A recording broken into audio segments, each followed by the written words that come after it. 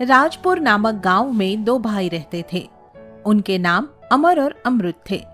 अमर बहुत ही धनी था और अमृत बहुत ही गरीब था। अमर के पास बड़े खेत थे और खूब आमदनी हो जाती थी, जबकि अमृत के पास बस इतनी ही जमीन थी कि गुजारे लायक आमदनी ही बड़ी मुश्किल से होती थी। इन दोनों अमीर और गरीब भाई के बीच गहरा प्रेम था और बड़ा भाई छोटे को सदा एक ही बात कहता था। देख भाई, जीवन में कैसा टाइम आए, मैं हमेशा तेरे साथ हूंगा। तू कभी भी खुद को अकेला मत समझना। मैं भी तुम्हारे लिए अपनी जान दे दूंगा भाई, इसीलिए कभी खुद को कमजोर मत समझना। हम एक माँ के जाए भाइयों में इतना प्यार तो होना ही चाहिए।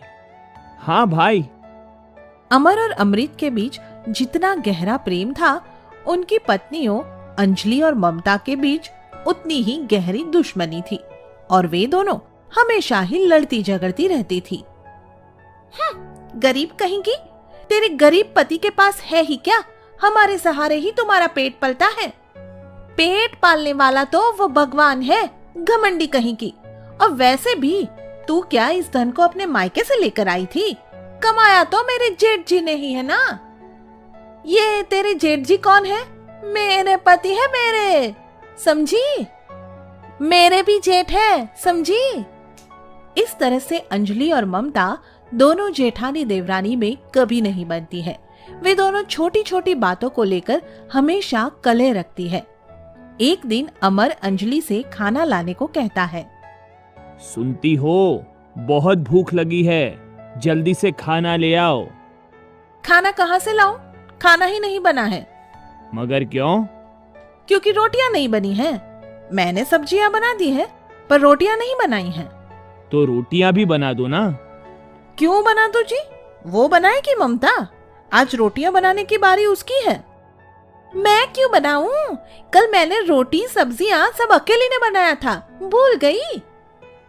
खाना बनाने की बात को लेकर उन दोनों को झगड़ते देखकर अमर, तुम दोनों को इस तरह से लड़ना शोभा देता है क्या?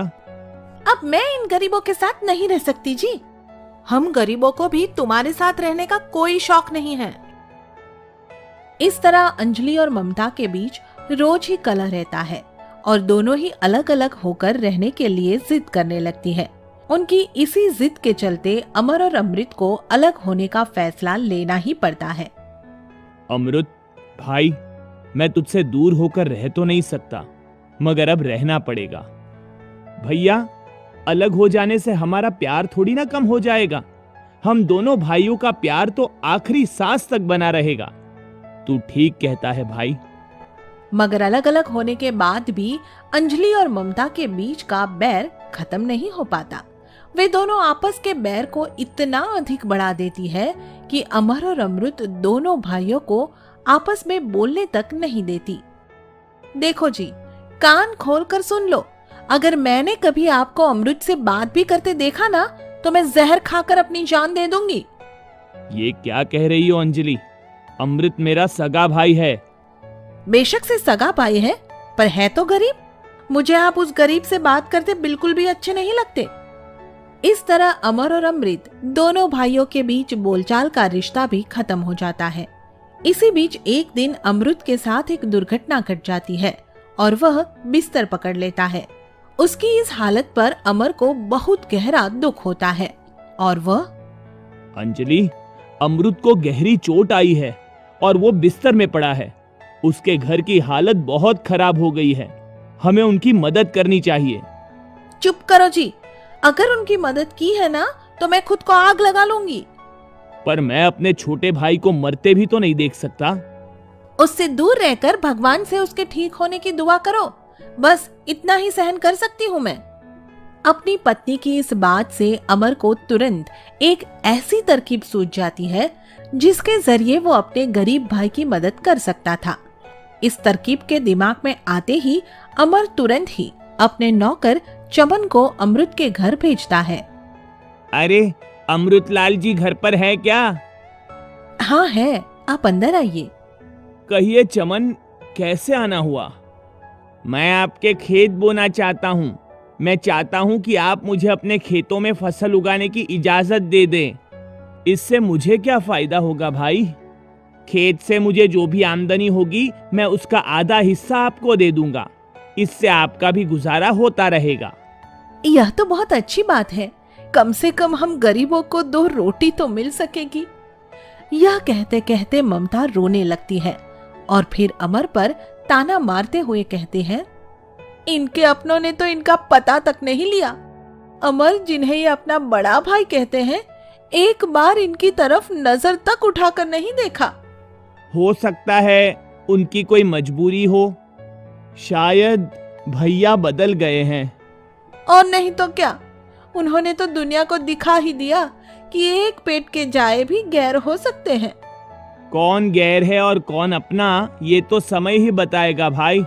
अब मैं चलता हूँ। यह कहकर चमन वहां से चला जाता है और फिर उसका बड़ा भाई अमर रातों को उठकर खुद उसके खेतों को संभालता है। दिन में तो वह अमृत के खेतों की तरफ देखता तक नहीं, मगर रातों में उठकर वहां खूब मेहनत करता है और फिर उसकी मेहनत के कारण ही अमृत के खेतों में बहुत अच्छी फसल होती है। चमन, ये रुपए अमृत को दे आओ। मालिक, एक बात कहूं? हाँ कहो। मालिक, भाई हो तो आपके जैसा। आपने अपने भाई की मदद के लिए रात रात भर उनके खेत में काम किया और उसे इस बारे में बताने से भी मना कर दिया। भला क्यों? क्योंकि भाई की मदद उस पर एहसान जताकर नहीं की जाती।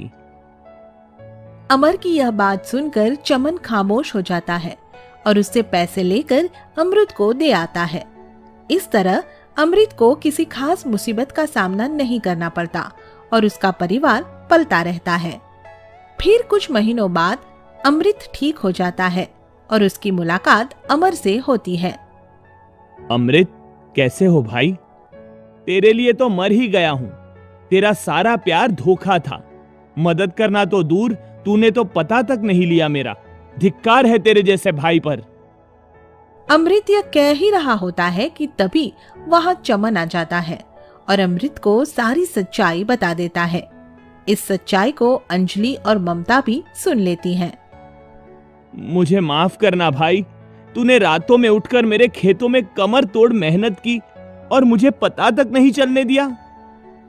यह कहकर अमृत अपने बड़े भाई के गले से लगकर रोने लगता है और उनका प्यार देखकर अंजलि और ममता भी अपनी गलती पर पछताने लगती हैं।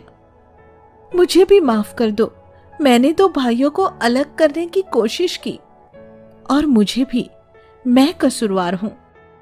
यह कहकर अंजलि और ममता भी आपस में गले से लग जाती है और फिर सब दोबारा से साथ साथ रहने लगते हैं।